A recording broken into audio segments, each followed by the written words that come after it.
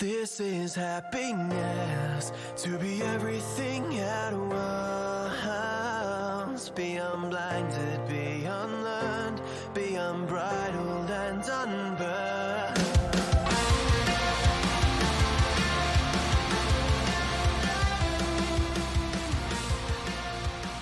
Hey everyone, and welcome back to a brand new episode of Mood Prep. My name is Dave Nixon, and I'm going to start the podcast giving you guys a heads up that I spoke last night on a live in the group. The group is called Beyond the Matrix, and then with a fresh look at 2020, that group will probably most likely just change its name. It will keep its structure with weekly Q&As to mining yourself to be aligned with the book. If you haven't already got the book, of course. Mining yourself, clear the crap, and take your life back through mindset, movement, and nutrition. Did I sell it? Does it sound nice? It's got a teal cover. It's actually really nice. Anyway, it's on the book depository. You can get it there, Amazon, pretty much anywhere online. You can grab it at the moment. If you're in America, drop into one of the Barnes & Noble and ask for it. And let me know if it's there. I've been told that it should be there, so that'd be kind of cool. Let me know. Otherwise, yeah, jump in there. I spoke about the on the live last night about the way that these podcasts will roll. So I'll still aim to do 5 a week, and it'll just be released as I release them, basically. So I do apologize to all of my Type 9s out there, aka namely Melanie, for ruining your morning routine. How dare I? So selfish.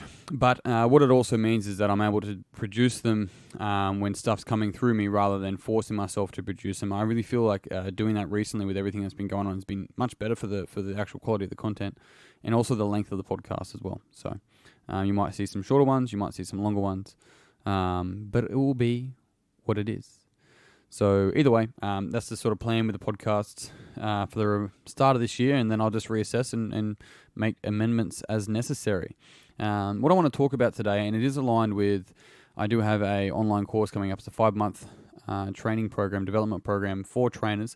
I have another one coming up for people that are wanting to increase their performance, increase their health, and also just increase and develop personally as well, called The Inner Game. But this one specifically is for trainers and coaches.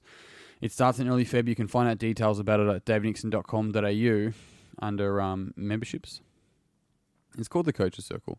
One of the things, I'm reading a book at the moment called actually The Inner Game of Tennis by Timothy Galloway. And it's, if you're a coach, or actually doesn't matter who you are, read the book. It's only a little read. There's like 130 pages. But it gives you a fantastic insight into learning skills, getting out of the way of your own self so that you can actually trust yourself to learn. And one of the things that I want to really highlight today, there's 2 things actually. One's Q12, which is one of the coaching commandments that I teach. Q12 is really pointing out the fact that we want to give 1 or 2 bits of information to the individual. What's the biggest, right? The keystone or the key log. And what a keystone means is like if we were to pull out, if there's an archway or a bridge, if I was to pull out a stone, everything else would basically collapse. It's all relying on that actual stone. That's a keystone. And so we've got to look at that as a coach and also as a client or an athlete and think, what is the keystone bit of information? Feedback is actually what we're looking at to give to this individual. More often than not, coaches actually get in the way of coaching. They don't coach. Training and giving the person instruction and motivating them is not actually coaching. In fact, it probably feeds more into codependency more than anything. It just does. I sound like a bully saying it, but it is true. When we start to look at coaching is really allowing the person to learn. Now, often the word is, what's a good cue for this exercise, or what's a good way to speak to this person, and things like that. And there are ways to answer that question, many different ways from with many different intention. Yet I want to talk about it from an instruction point of view.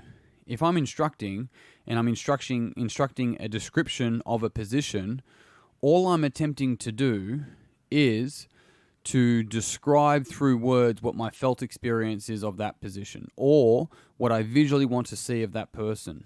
What I am not doing is teaching that person to have a kinesthetic awareness around how to be stable and strong and safe in their position so that they can continue to develop and deepen that connection so they're moving safely for years and building that internal awareness. That's the difference. We don't want to just go through and give descriptions of positions or give instructional technical cues. These things came second to actually kinesthetic feeling and kinesthetic awareness of knowing what I want to get out of this movement, out of this exercise, whatever it may be. This is one of the key fundamental things to understand as a coach. We want to get out of the way of just giving the instructional technical cues, right? Knees over laces, push your bum back or push your hips back first, weight in your heels, all these sorts of things. First, we must help the person bring awareness to what they're actually doing right now. Okay, can you feel where the bar is? Are you aware of where your weight is in your feet? It's really the basic premise of pacing and leading. If the person is not aware of where they're at, there isn't any sort of vibration that my voice box can make that will penetrate their eardrums and tell their nervous system exactly what they want to do or what I want them to do. That's not how coaching works. Coaching is walking with the person, not standing behind the person, pushing them with your hand. Really different. There's no timeline on coaching. You shouldn't be anywhere by any point. You walk with them. Almost like walking with a toddler to begin with. The toddler will stop and look around and do different things, and you just stay there with them. Maybe encourage them a little bit. Come on, let's go. We're going this way. Something along those lines. But you don't stand behind a toddler and fucking push them. It's really quite funny. And that's a key difference. One of the key differences. And this is just one of the things, one of fucking many things that we want to look at when we're dealing with individuals on a coaching, from a coaching aspect. And so if you're interested, I'm only opening up 10 spots of each at the moment, and I'm selling the Coaches Circle and the Inner Game for 50% off for the first time. So it's a 5-month program. You can find out all the information on my website. I'm just finalizing the Inner Game. I think I might be up there as Revolution at the moment. But either way, you can check it out.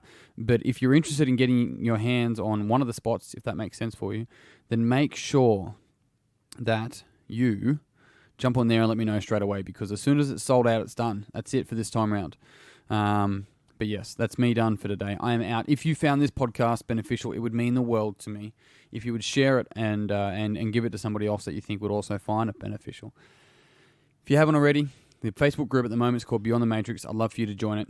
Otherwise, team, that's me done. I am out. Until tomorrow, peace and pizza. Kick to down the dick. Slay the dragon. I'll see you soon. To be everything at once, be unblinded, be unlearned, be unbridled and unburned.